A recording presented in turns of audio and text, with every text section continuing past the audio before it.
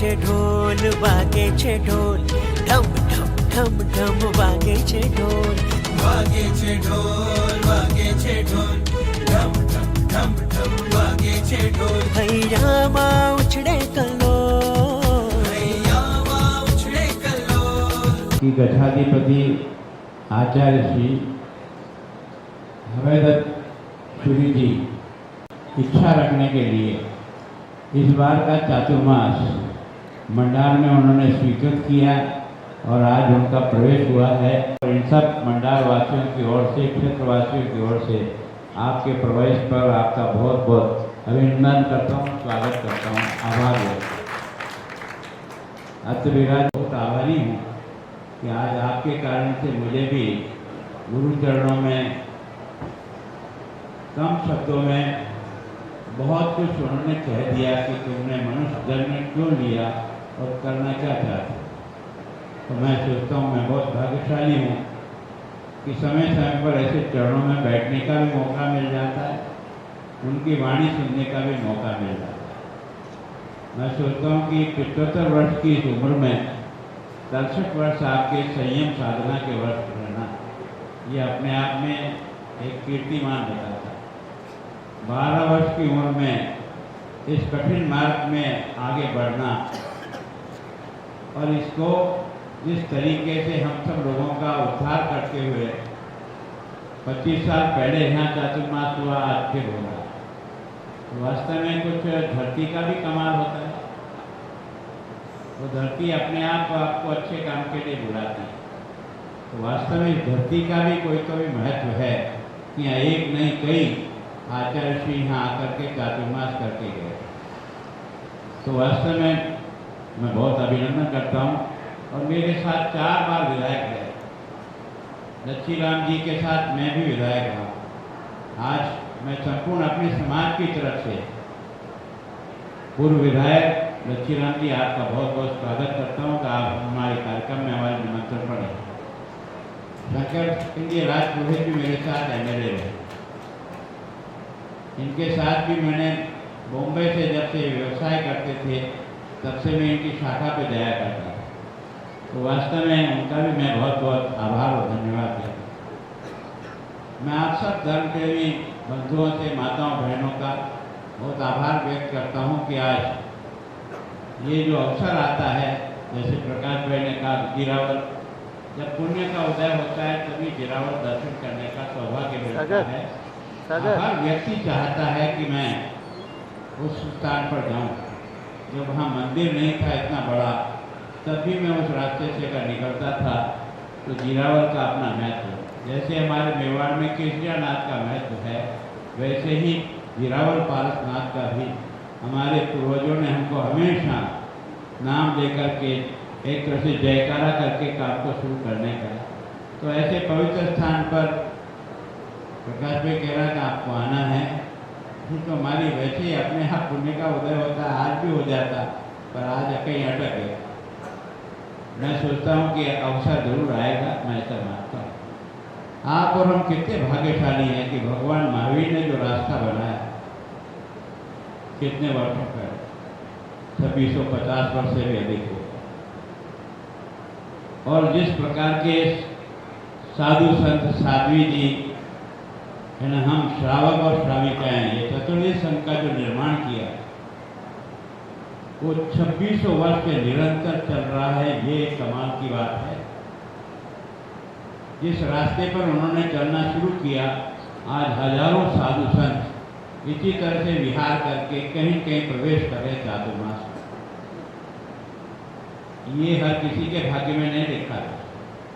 और आज भी देश और दुनिया आश्चर्यचकित है कि ये ऐसी मूर्तियां हैं जो पैर पैर से सारा हिंदुस्तान नाप लेते। हम हवाई जहाज में बैठ करके भी नहीं नाप सकते। और मैं सोचता हूँ कि अपनी डोली और डंडा उठाकर आपको और हमारे को उपदेश देने के लिए तपस्या ये करते हैं, साधना ये करते हैं, कठोर जीवन ये बिताते हैं, और हमको तो बना बनाया एक तरह से मक्खन परोसने का काम करते हैं। तो वास्तव में हम भाग्यशाली है नहीं। मैं सोचता हूँ ऐसे तपस्वी लोगों के शब्दों से ही हमारे इस समाज का कल्याण हुआ। आज हमारा समाज बहुत अच्छा है ना, सब दृष्टि से संपन्न है, सुखी है, आनंद का अनुभव करता है। उसका कारण अगर कोई है तो ये मूर्तियाँ है जो अपने जीवन में कठोर साधना के रास्ते पर बढ़ करके हमको उपदेश के द्वारा जीवन क्या है और तुम क्यों आए हो, क्या करने आए हो, ये सिखाने का प्रयत्न करें। अब इसमें से जो जितना ले पाता है उतना उसको ले। मार साहब तो सारी क्लास को पढ़ाते हैं और उसमें टॉप स्टूडेंट कुछ ही होते हैं। अब वास्तव में हम ऐसे चरणों में बैठ करके भी अगर जीवन जीने का तरीका नहीं सीख सके तो ये कमजोरी अपनी है, इनकी नहीं। मैं सोचता हूँ ये दुनिया में शायद पहला ऐसा जैन दर्शन और साधु साधियाँ हैं जो आज भी जिस प्रकार के नियमों का पालन करते हैं ना, दुनिया में कोई सोच नहीं सकता है कि हमारे महाराज पैदल पैदल आसाम के गुवाहाटी में आकर के भी चातुर्मास करके चले जाते हैं। वास्तव में कोई भगवान महावीर का बहुत बड़ा वरदान हमें और आपको मिला है, जिसके कारण से हम इस रास्ते पर यहाँ तक आए। और मैं सोचता हूँ कि हमारा जो तत्व है वो ये है कि अगर किसी का जगाना है तो अपनी आत्मा को जगा। कहीं कहीं बाहर ढूंढने की कुछ जरूरत नहीं है, भगवान ने इसी में सब कुछ दे रखा है। इसको समझने का जितना प्रयत्न करोगे उतना ही ठीक कर पाओगे। जितना इसको नहीं समझ पाओगे, व्यर्थ का जीवन आया है चला ही जाएगा। पता नहीं किस पुण्य से हम इस आकृति में भगवान ने हमको भेजा है।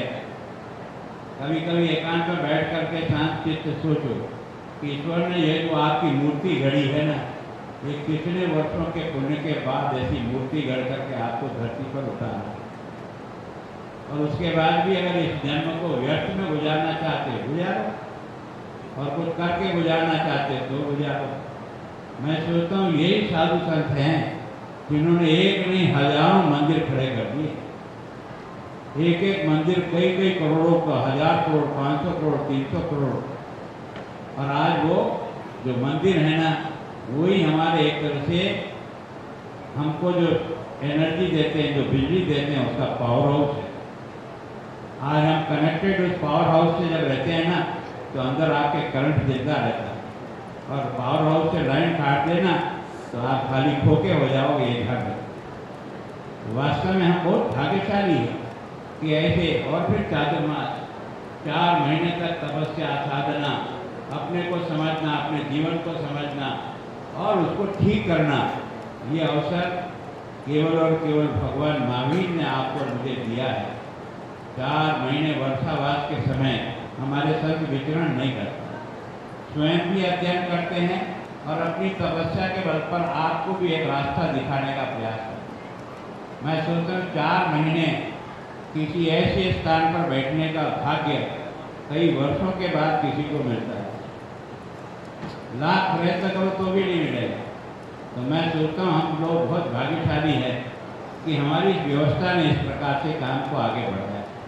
और मैं सोचता हूँ गुरुजी हम बड़े पद मिलो नहीं, कुछ नहीं, हम अच्छे इंसान की तरह से काम करें। जिस क्षेत्र में भी काम कर रहे हैं बेदाग जीवन रह करके काम करें, ताकि जिन शासन का मान और सम्मान वहाँ रह करके बढ़ा सके। अगर हमारी छोटी सी भी गलती हमारे जिन शासन और समाज को कलंकित करती है या उनको सर नीचे दिख करना पड़ता है, ऐसी स्थिति प्रभु मत। और कोई आपसे धन दौलत भी नहीं मांगते, कोई बड़ा पद मिले न मिले, कुछ नहीं, पर जो काम दिया है उसको बहुत ईमानदारी से देश सेवा के नाम से, एक जन सेवा के नाम से है। महामहिम नहीं है, क्योंकि महामहिम को ये जनता बनाती है, आसमान से नहीं आता है। उसका पुण्य, उसका धर्म बनता है कि उसको अपने उस पद पर रहकर जो समाज का जो तुम्हारे पर कर्जा चढ़ा है, ये जो साफा पहना है ना, ये मंडार श्री संत का माथे पर कर्जा है दोस्तों। कोई ऐसे ही नहीं पहनाता, और जब पहनाता है तो तुमसे कुछ उम्मीद भी रखता है, तुम्हारे बारे में कुछ सोचता है। मैं सोचता हूँ कोशिश तो करेंगे कि आपका ये ऋण है आपकी सेवा करके उतार सकें। मैं आचार्य जी आपसे भी यही मेरा कुछ क्योंकि दूरी बहुत थी। मुझे बराबर अंदाज आपने पहले कहा 2.5 घंटे में गाड़ा पार हो जाएगा, लेकिन ये तो 3-3.25 घंटे लगे। और फिर क्या है कि उम्र का भी एक तकाजा है, 3 घंटे आना 3 घंटे जाना और बैठे रहना, पैर हाथी के जैसे हो रहे हैं, तो ये तकलीफ होती है। तो पर मैं सोचता हूँ जब आपका उपदेश सुनते हैं, मन से सुनते हैं कि अगर हम शुद्ध होना चाहते हैं तो अंदर से शुद्ध हो, अगर वाणी से शुद्ध होना चाहते हो तो सिर्फ हमारे यहाँ कहते हैं जैसा खाओगे अन्न वैसा होगा तुम्हारा मन, जैसा पियोगे पानी वैसी होगी तुम्हारी वाणी, जैसा करोगे तुम आचार वैसा तुम्हारा पैदा होगा विकार। जिस पेरीफेरी में रहते हैं ना, अगर वो पेरीफेरी अच्छी है तो बच्चे को समझने में 2 मिनट नहीं लगती। अगर किसी बच्चे को समझना है तो उसके दोस्त मंडली को समझ लो, अपने आप बच्चा समझ में आ जाएगा कि वो कहाँ जा रहा है, किधर जा रहा है। और वास्तव में हम अगर उसको सही बनाना चाहते हैं तो उस बच्चे का दोष नहीं है, उसकी पेरीफेरी का जिस प्रकार का वातावरण आपको देना है, परिवार का भी, समाज का भी, गांव का भी, स्कूल का भी, वो आपको अच्छा देना पड़ेगा। अगर आपने उस पर ध्यान नहीं दिया ना, फिर वो बांका टेढ़ा हो गया ना, तो आप उसको गाली देने से अर्थ नहीं निकलेगा। कर्म तो अपने ही किए हैं, उसके कारण से बच्चा ऐसा बना। मैं सोचता हूँ बच्चे को उंगली दिखाने की जरूरत नहीं है, हमें अपने आप को उंगली दिखाने की जरूरत है कि हमने कैसा आचरण, कैसा व्यवहार किया परिवार में, कैसे अपने बड़े बुजुर्गों के साथ अपने उनके प्रति मान और सम्मान रखा, कैसी उनकी सेवा की, जिसके आधार पर ये बच्चा आपका सीख करके बुढ़ापे में आपका सहारा बन जाता है। पर अगर आपने माँ बाप को धुतकारा दिया तो ये मान के चलना कि आपका ही बच्चा आपको बड़ा होने के बाद उसका परिणाम धुतकारे नहीं देगा। अगर रहना चाहते हो तो अपने स्वयं से ले लो। मैं सोचता हूँ हमारा जो दर्शन और धर्म है वो यही सिखाता है, और मैं सोचता हूँ कि हम बहुत भाग्यशाली। ये तो दक्षाधिपति आपका मेरे पर एक तरह से कृपा हो गई कि उस दिन मैं आपके दर्शन करने आ गया और आपने कह दिया कि हम इस दिन प्रवेश करेंगे। हमने कहा चलो हम भी इधर आ रहे हैं तो हमारा भी ये लाभ मिल जाएगा। इस कारण से मैं आपके आचरणों में उपस्थित हूँ और एक बार फिर सर झुका करके आपसे आशीर्वाद ये चाहता हूँ कि मैं एक अच्छे श्रावक के रूप में जिस फील्ड में काम कर रहा हूँ वहाँ मेरे समाज और मेरे समाज के लोगों का मान और सम्मान कैसे बढ़ा सकूं, इसका आशीर्वाद दें ताकि मेरे काम को मैं सही ढंग से कर सकूं।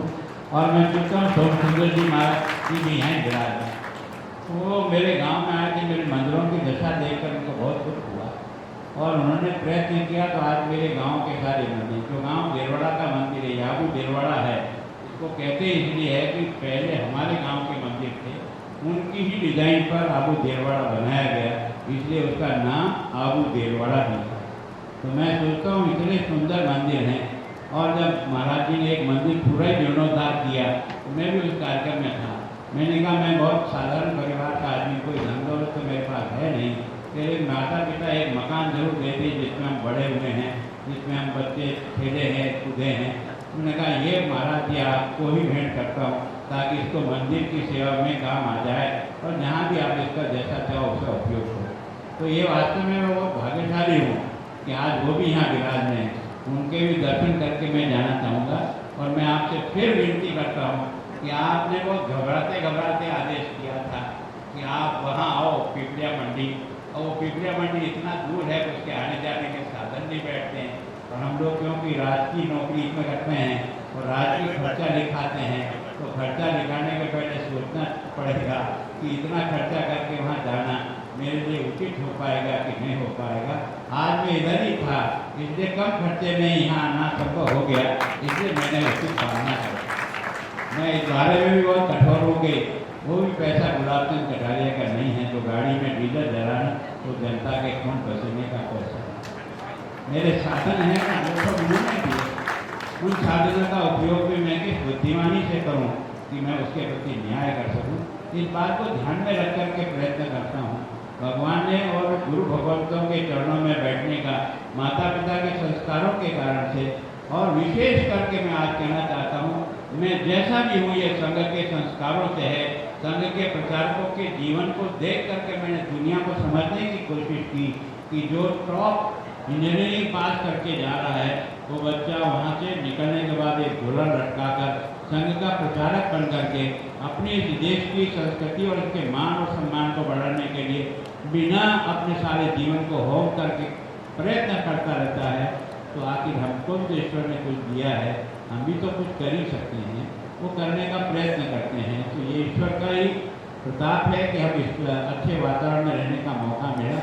एक बार मैं मंडाल श्री संघ के अध्यक्ष जी और आपकी सारी कार्यकारिणी का बहुत आभार व्यक्त करता हूँ। और आपने जो हमें प्रेम दिया, जो स्वागत किया, मैं निश्चित रूप से कोशिश करूँगा कि आपके प्रेम के पड़े हुए कर्जे को मैं किसी न किसी रूप में चुका पाऊँ, तो मैं समझूंगा कि मैंने अपने जीवन को सफल कर लिया। इन्हीं शब्दों के साथ आचार्य श्री आप सभी संतों के चरणों में मेरा कोटि से वंदन। एक बार दोनों हाथ ऊपर के गुरु